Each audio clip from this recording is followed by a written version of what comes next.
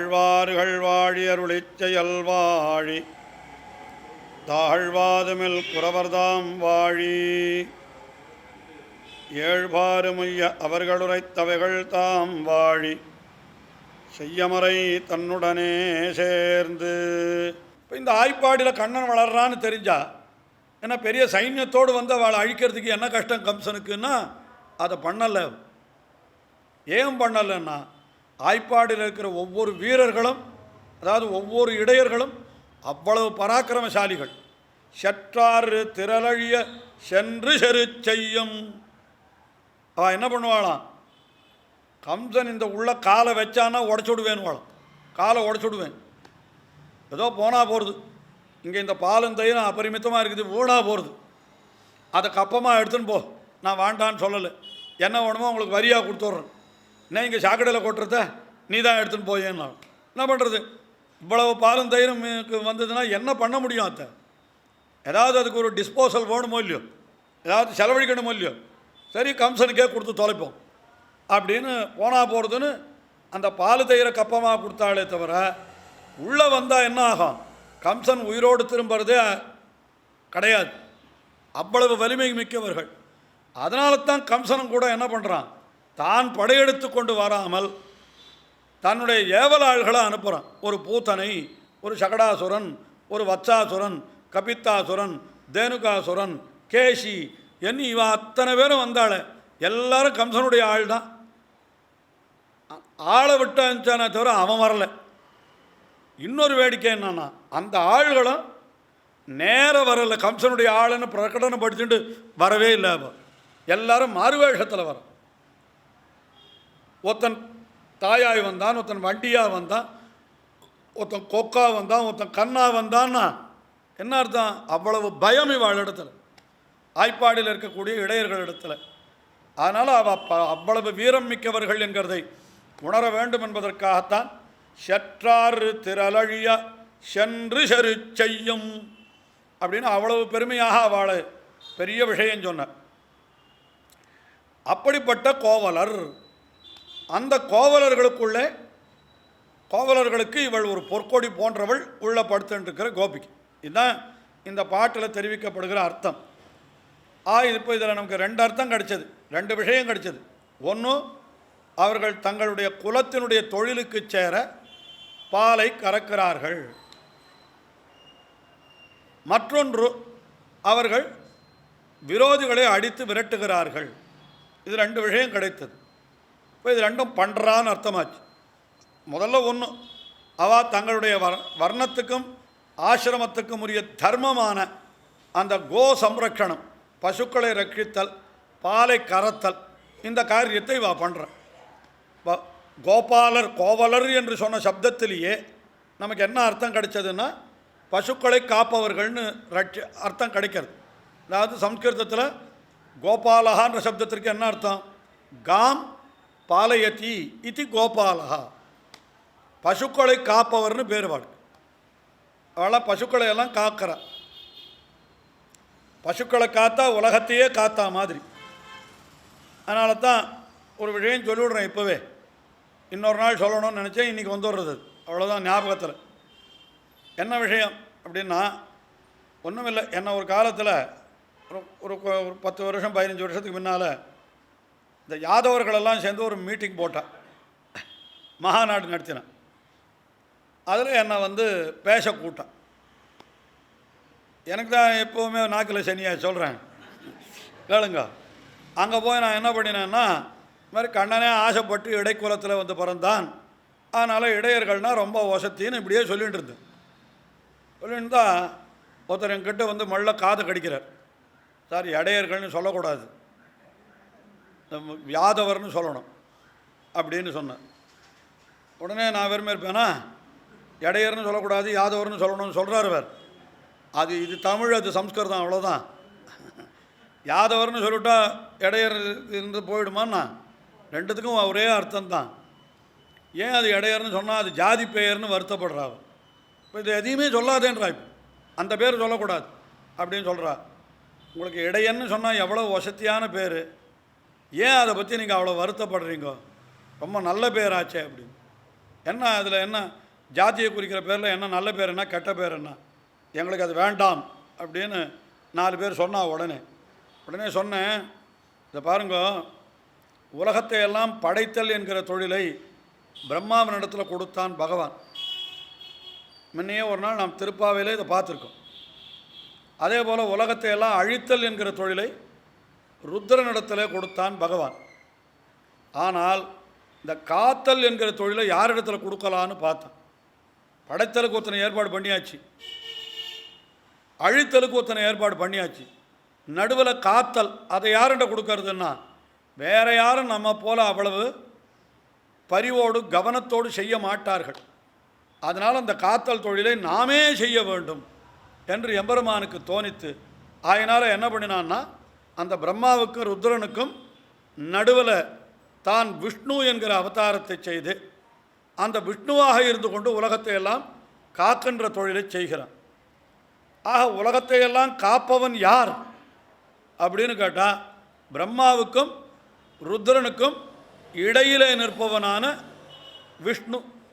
அதனால் விஷ்ணுவுக்கு இடையன்னு பேர். இடையன்னா இடையின தெரியுமா, நடுதானே அது. பிரம்மாவுக்கும் ருத்ரனுக்கும் இடையிலே நின்று கொண்டு உலகத்தை ரட்சிக்கிறபடியினால ரட்சணத்தை தொழுகிற ரட்சணத் தொழிலை செய்கிற பகவான் ஒரு இடையன். அதே போன்ற காரியத்தை செய்யக்கூடிய ஒரு பேற்றை இவர்களுக்கு கொடுத்திருக்கிறபடியினால இவர்கள் இடையர்கள். இதில் என்ன தப்பு? இது பகவானுடைய ஒரு காரியத்தை என்ன பண்ணுறா இவா? பசுக்களை ரட்சணம் பண்ணுறா. இன்னொரு காரியமும் உண்டு அவளுக்கு. பசுக்களை பண்ணுறதுன்னா அவளுக்கு கார்த்தாலையோடு அந்த காரியம் முடிஞ்சு போயிடும். அதுக்கப்புறம் என்ன பண்ணணும்னா அவள் பயிர் தொழில் செய்வாள். அவளுக்கே அந்த காலத்தில் ஒவ்வொருத்தருக்கும் 2 தொழில் கொடுத்துருந்தான். அதாவது பரம்பரையாக தான் வரும் அது, ஆனாலும் 2 தொழில்கள். ஏன்னா அப்போ தான் ஒன்றில் ஏதாவது குறை ஏற்பட்டால் கூட இன்னொன்றில் அவள் கொஞ்சம் மேக்கப் பண்ணிக்கலாம். இதெல்லாம் எக்கனாமிக்கல் இது திங்கிங், எப்படி ஒருத்தரை கொண்டு வருதுன்றது. இப்போ பசுக்களை ரட்சிக்கணும், பயிர்களை ரட்சிக்கணும். அது மாதிரி அந்த காலத்தில் நீங்கள் பார்த்தீர்களானால் சொல்ல வேண்டாம், இந்த மாதிரி சௌரக்கன்னு சில பேர் இருப்பாள். அவளுக்கு மருத்துவமும் கொடுப்பாள். அவன் 2 காரியத்தையும் அவனே பண்ணணும். வைத்தியனாயும் அவனே இருப்பான், சவரம் பண்ணுற இந்த சிகை அலங்காரம் பண்ணுறவனும் அவனேயா இருப்பான். அவள் அந்த குலத்துக்கே அது கொடுத்து. அப்போ என்னன்னா இதுக்கு வரலன்னா அதுக்கு வருவா, அதுக்கு வரலன்னா இதுக்கு வருவா. உடம்பே சரியில்லைன்னு தாடி வச்சுன்னு தான் வச்சுங்க இல்லையா. சில பேர் உடம்பே சரியாக இல்லைன்னா தாடி வச்சுக்கிறான். அப்போ உடம்பே சரியாக இல்லைன்னா இவன்கிட்ட வந்தானோ எதுக்கு? மருந்துக்கு. இல்லை இது எவ்வளோ சரியாக போச்சு தாடி எடுத்துடணுன்னா அதுக்கு இவன்கிட்ட தான் வரணும் இல்லையா. அந்த மாதிரி ஒத்தனுக்கு 2 தொழில் அந்த மாதிரி கொடுத்துருந்தான். அதில் இடையர்களுக்கு இந்த 2 தொழிலை கொடுத்துருந்தான் அந்த காலத்தில். அது அவர்களுக்கு என்று ஏற்பட்ட தொழில். அதில் என்னன்னா இது உலகத்தையெல்லாம் காக்கின்ற காரியம்.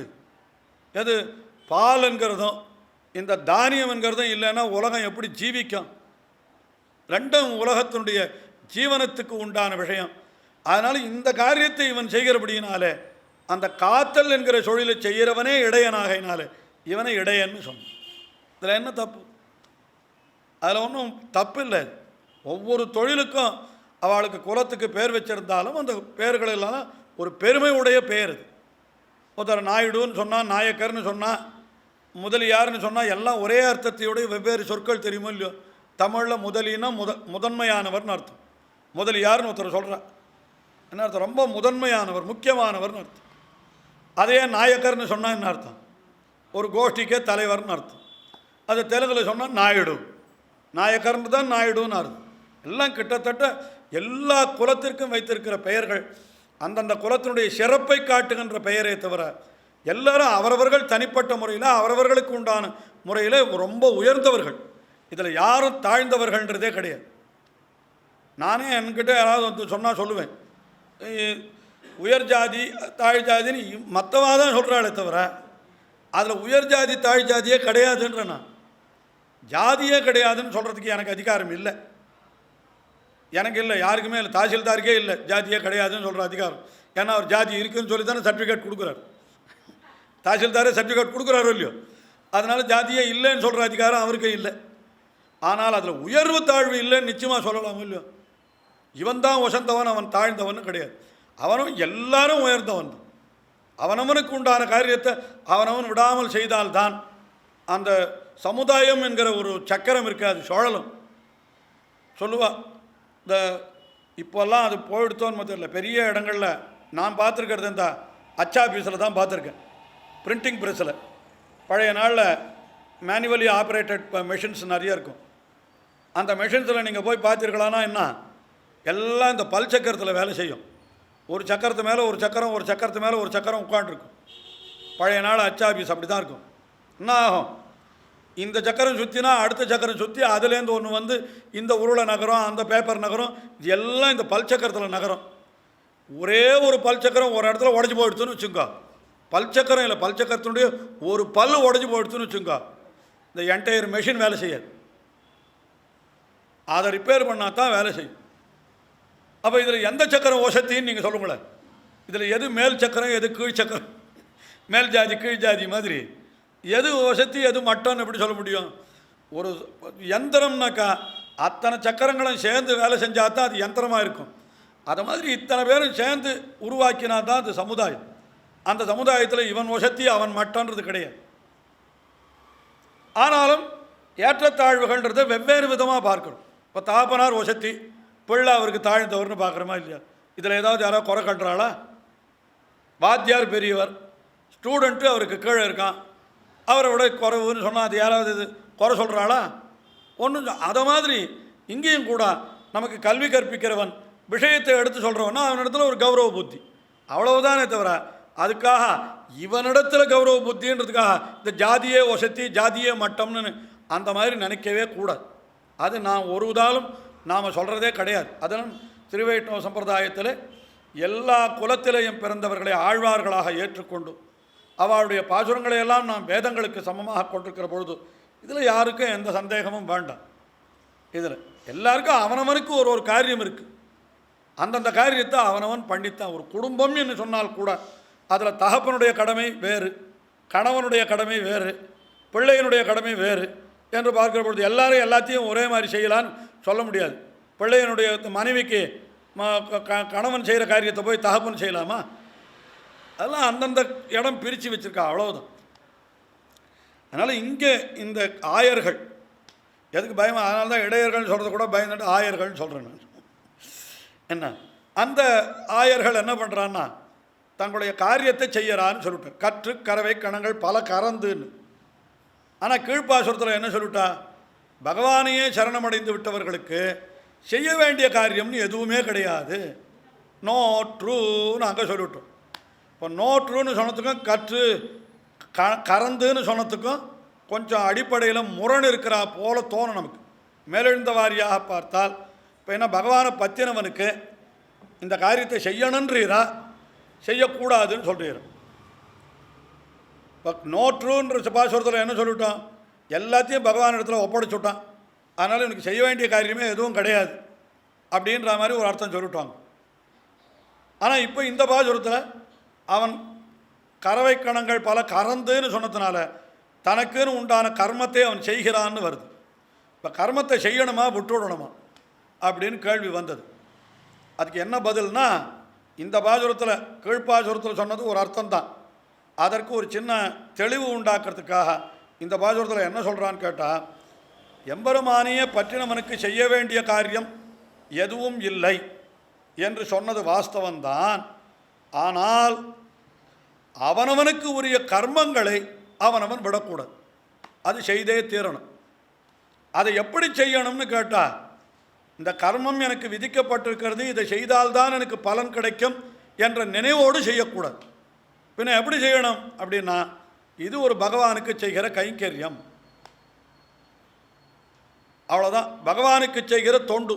எந்த ஒரு கர்மத்தை செய்தாலும் நாம் செய்கிற கர்மம் அத்தனையும் என்னன்னு கேட்டால் பகவானுக்கு செய்கிற தொண்டாக நினைத்து செய்யணும். அதுதான் நிஷ்காமிய கர்மம் அப்படின்னு திருப்பி சொல்கிறாள் பகவத்கீதையில். இது நிறைய அத்தியாயங்களில் திருப்பி சொல்கிறான் பகவான். 2வது அத்தியாயத்திலே கர்மணிய அதிகாரஸ்தே மா பலேஷு கதாச்சனான்னு சொன்னான்.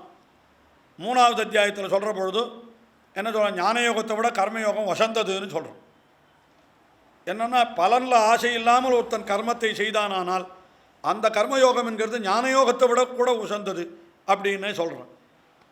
அப்புறம் 9வது அத்தியாயத்தில் போனால் என்ன சொல்கிறான்? எந்த ஒரு காரியத்தை பண்ணினாலும் எத் கரோஷி எத் ஜுஹோசி எதஷ்னாசி ததாசி எத் எத் தபஸ்ஸி கவுந்தேய தத்குருஷ்வ மதர்ப்பணம். என்னென்ன பண்ணுறியோ எல்லாத்தையும் எனக்கு அர்ப்பணிச்சுடுன்ற. கடைசியில் 18வது அத்தியாயத்தில் சர்வதர்மான் பரித்தியஜ்ய மாமேகம் சரணபிரஜன், எல்லா தர்மங்களையும் அவர்கள் உபாயம் என்கிற நினைவை விட்டு என்ன பத்துன்னு சொல்கிறோம். அப்போ எல்லாவற்றையும் விட்டுன்னு சொன்னதுக்கு கூட ஆச்சாரியர்கள் என்ன அர்த்தம் பண்ணினா, அது சாட்சாத் ஸ்வரூபத்தியாகம் இல்லைன்னு, காரியத்தை விட சொல்லலை. பின்ன என்ன பண்ணா, அந்த காரியம்தான் பலன் கொடுக்கறதுன்ற நினைவை விடுன்னு சொன்ன. இவன் பண்ணித்தான் ஆகணும். இவனுடைய கர்மத்தை விடுறதுக்கு இவனுக்கு அதிகாரம் கிடையாது. இவனுக்கு என்று சாஸ்திரத்தில் என்ன விதித்திருக்கிறதோ அந்த கர்மங்கள் அத்தனையும் அவன் பண்ணத்தான் வேணும். ஆனால் இப்படி நான் பண்ணினபடியினால தான் எனக்கு பலன் கிடைச்சது, அதனால தான் பகவான் என்ன அனுகிரகிக்கிறான் என்கிற நினைவை விட்டுடும். அது கிடையாது. அப்போ நினைவை விடணுமே தவிர செயலை விடக்கூடாது. அதைத்தான் வர்ணாசிரம தர்மம்னு சொல்கிறாரு. அவனவனுக்கு உண்டான காரியத்தை அவனவன் பண்ணித்தான் ஆகணும். இல்லை எல்லாரும் வேடிக்கையாக கதை சொல்கிறாளோ இல்லையோ, என்ன பண்ணினா ஆரோத்தான் ஏதோ ஒரு காரியத்துக்காக கோவிலில் நல்ல காரியம் நடக்கிறது. எனக்கு பெருமாளுக்கு பெரிய 1008 குடம் பால் அபிஷேகம் பண்ணணும், பாலால் பெருமாளுக்கு அபிஷேகம் பண்ணணும். அதனால் எல்லாரும் அவவா ஆற்றுலேருந்து பாலை கொண்டு வந்து இந்த அண்டாவில் சேர்த்துட வேண்டியது அப்படின்னு போர்டு எழுதி வச்சாலும். என்ன பண்ணினா எல்லாரும் பால் சேர்க்க போகிறா, நாம் ஒருத்தரும் தண்ணீர் சேர்த்தா தெளிவாக போகிறது அப்படின்னு என்ன பண்ணானா எல்லாருமே தண்ணீரை சேர்த்தானோ. கடைசியில் என்ன ஆச்சுது? அவனவன் பண்ண வேண்டிய காரியத்தை அவனவன் ஒழுங்காக பண்ணணும்னு சொல்கிறேன் நான். ஏன்னா அது யார் என்ன பண்ணுறாளோ நம்ம கடமை. நாம் ஒரு பெருமாளுக்கு பண்ணுற பால் ஏதோ நம்மளால் முடிஞ்சது காப்படியோ அரைப்படியோ கொண்டு போய் சேர்ப்போம், அதுதான் சேர்க்கணுமே. நீ ஒன்றுமே சேர்க்க வேணாமே, யார் கேட்டாவும் வாய் மூடிகிட்டே இருக்கலாம் இல்லையோ, மற்ற போடுறவா போட்டுக்கிட்டோன்னுட்டு. அப்படி இல்லை. இவன் இந்த கர்மத்தை விட்டானால் கடைசியில் என்ன ஆகுது? இந்த மாதிரி எல்லாரும் கர்மத்தை விட்டுட்டோம், அப்புறம் எப்படி சமுதாயம் நிற்கும்? அதனால் என்ன சொன்னான்னா, அந்தந்த கர்மங்கள் விடாமல் நடைபெறும். என்னென்ன கர்மங்கள் உண்டோ அந்தந்த கர்மத்தை அவரவர்கள் நடத்தணும். சொல்கிறா இந்த இம்பேலன்ஸ்னு ஒன்று இப்போ சொல்கிறான், நிறைய பேப்பர்லெல்லாம் வருது. என்ன காரணம்? எல்லாரும் ஒரே ப்ரொஃபஷனுக்கு போய் மோத்துறேன். இப்போ கம்ப்யூட்டர் டெக்னாலஜின்னு ஒன்று வந்துடுத்துன்னு வச்சுக்கோ, எல்லோரும் ஐடி ப்ரொஃபஷனுக்கே போகணுன்னு ஆசைப்படுறேன். சரி, மொத்த பேரும் ஐடி இன்ஜினியர் ஆகிட்டான்னா அப்புறம் சோறு எப்படி கிடைக்கும்? நான் கம்ப்யூட்டரை சாதம் போடும், யோஜனை பண்ணி பாருங்க. அப்போ அதுக்கு 2 பேர் வேணுமா வேண்டாமா? அப்போ நீ கம்ப்யூட்டரில் பண்ணி லட்ச லட்சமாக சம்பாதிக்கணும், நான் மட்டும் இங்கே சேத்துல காலை வச்சுட்டு உட்காந்துருக்கணுமா அப்படின்னு வார்த்தைகள்லாம் வருது. இல்லைன்னு நான் சொல்லலை. அதுக்காகத்தான் என்ன பண்ணணும், இவன் வாங்குகிற சம்பளத்தில் அவனுக்கும் போய் சேர்ற மாதிரி ஏற்பாடுகள் பண்ணணும்னு அதை சொல்லிகிட்டு இருக்காங்க இந்த காலத்தில், இந்த சமுதாயத்தில். ஆனால் இதுக்காகத்தான் அந்த காலத்தில் என்ன பண்ணிட்டான்னா, இந்த பிரச்சனையே வரக்கூடாதுன்றதுக்காக இன்னன்னார் இன்னென்ன காரியத்தை பண்ண வேண்டியதுன்னு ஏதோ ஒரு ஏற்பாடு பண்ணி வச்சுட்டு. அப்போ என்ன ஆகிடும்னா, இந்த இம்பேலன்ஸ் வராது. அவன் காரியத்தை விடாத பண்ணினானால் அது சொசைட்டியில் எல்லாம் ஈக்குவலாகவே இருக்கும். அது அப்போ என்ன ஆகும்? சொசைட்டி மொத்தமாக சேர்ந்து முன்னேறும். இல்லைன்னா என்ன ஆகுதுன்னு கேட்டால் யார் வேணால் பண்ணலான்னா அதை பண்ணுறவன் மட்டும் முன்னேறான், மற்றவெல்லாம் முன்னேறாதையே இருந்துடுறோம். இது இம்பேலன்ஸ் ஏற்படுறது. இது எல்லாம் ஒன்றும் பண்ண முடியாது, எல்லாம் கொஞ்சம் கொஞ்சமாக தான் எல்லாம் சரியாகும்னு சொல்கிறான். சரி, அதெல்லாம் இருக்கட்டும். இப்போ இவர்கள் தங்களுடைய காரியத்தை செய்கிறார்கள் என்று சொன்னதுனால என்ன தெரியறதுன்னு கேட்டால், கர்மத்தை விட்டுடக்கூடாது. அதான் பிள்ளலோகாச்சாரியர் மூச்சுப்படியிலேயே என்ன காட்டுகிறார்னா, இவன்தான் இவதன்ன நேராக விட்டிலன். அதாவது சர்வதர்மான் பரித்தியஜ்யான்னு சொன்ன இடத்துலையே எல்லாத்தையும் விட்டுடுன்னு சொன்னான். அப்போ அந்த காரியங்களெல்லாம் விட்டுடுமான்னு கேட்டார். இவன் நேராக விட்டிலன்ற. நேராக விட்டிலன்றதுக்கு என்ன அர்த்தம் தெரியுமா? தமிழில் சொன்னால் புரியல. அவன் டைரெக்டாக விட்டுடல, அதை இன்டைரக்டாக தான் விடுறான்றார். அதுன்னு சுவாமி டைரெக்டு இன்டைரக்டுன்னார். செய்கிற காரியத்தை செய்து விடுறான், ஆனால் பலத்தை விட்டு விடுறான். பின்ன என்ன நினைக்கிறான்னு கேட்டால், கர்மம் கைங்கரியத்திலே புகும். இந்த கர்மம் என்கிறது இவனுக்கு கைங்கரியமாக அன்வைத்து விடுகிறது. அது எப்படி கைங்கரியமாகும் கர்மம் அப்படின்னு கேட்டால், நாம் செய்ய வேண்டிய கர்மம் என்றதே என்ன அப்படின்னு கேட்டால் பகவானாலே சாஸ்திரத்தில் விதிக்கப்பட்டது. இவன் இந்த கர்மத்தை செய்ய வேண்டியது என்று பகவான் சாஸ்திரத்தில் நமக்கு விதித்திருக்கிறான். அப்போ அவனுடைய விதியை பின்பற்றுறது அவனுக்கு பண்ணுற கைங்கரியம் தானே. இப்போ எஜமானனுக்கு சேவகன் தொண்டு செய்கிறானோ என்ன செய்கிறான், எஜமானன் என்ன விதிக்கிறானோ என்ன நியமிக்கிறானோ அதை செய்கிறான். அதுதான் சேவகனுடைய கடமை. அதுபோல் இங்கேயும் கூட பகவான் இவனுக்கு இந்த கர்மத்தை செய் என்று விதித்திருக்கிறான். செய்தால் அது பகவானுக்கு கைங்கரியமாக ஆகிறது. ஐயோ நாம் சொன்னத்தான் அவன் கேட்டான், இதுதான் அவன் பண்ணின தொண்டு அப்படின்னு பகவான் சந்தோஷப்படுறதுக்கு இதுவே காரணமாக ஆகிறபடியினாலே இவன் அந்த கர்மங்களை விடுவதில்லை. ஆனால் அதே சமயத்தில் அந்த கர்மத்தையும் அவன் எப்படி பண்ணணும்னு கேட்டால் பற்று அற்றவனாக, அந்த கர்மத்தில் ஒரு ஈடுபாடு இல்லாதவனாக, அதனுடைய பலத்தில் ஆசை இல்லாதவனாக அந்த கர்மத்தை அவன் செய்யணும். அன்றைக்கே ஒரு உதாரணம் சொன்னேன்னு நினைக்கிறேன். வேதாந்த தேசிகன் ரகசியத்திரேசாரம் உத்தர கிருத்தியாதிகாரம் அதில் ஒரு விஷயம் சொல்கிறாருன்னு சொன்னேன். எம்பெருமானை பற்றினவன், அதாவது நேற்று சொன்ன பாசுரத்தில் நேற்று சொன்ன நோற்று, அந்த நோற்று பாசுரத்தில் என்ன சொன்னோம், எம்பெருமானை பற்றி ஆயிடுச்சு அப்படின்னு சொல்லியாச்சு. இவருக்கு செய்ய வேண்டிய காரியமே கிடையாது அப்படின்னு சொல்லியாச்சு. ஆனாலும் இவர் இருக்கிற காலம் இந்த உலக வாழ்க்கைக்கு ஒட்டின காரியங்களை செய்து தான் தீரணும். எம்பெருமானை நான் பற்றியாச்சு, நான் எதுவுமே பண்ண மாட்டேன்னு வெறுமை உட்காந்துருந்தா காரியம் நடக்குமா? நீங்கள் யோசனை பண்ணி பாருங்கள். உலகத்தில் ஒன்றும் நடக்காது. பகவானே பார்த்துப்பான், படி எழுப்பான்னா. ஆனால் உண்மையாக அந்த அத்தியாவசாயம் இருந்தால் நடக்கிறது, அது இல்லைன்னு நான் சொல்லலை. ஆனால் பெரும்பாலானவர்களால் அது முடியாது. அப்போ அவளை என்ன சொன்னான்னா, உனக்கு என்று என்ன கடமைகள் உண்டோ அந்த கடமைகளை அதில் ஒரு பற்று இல்லாதவனாக, எல்லாவற்றையும் பகவானுக்கு அர்ப்பணித்தவனாக அந்த காரியத்தை நீ செய்தே தீர வேண்டும்.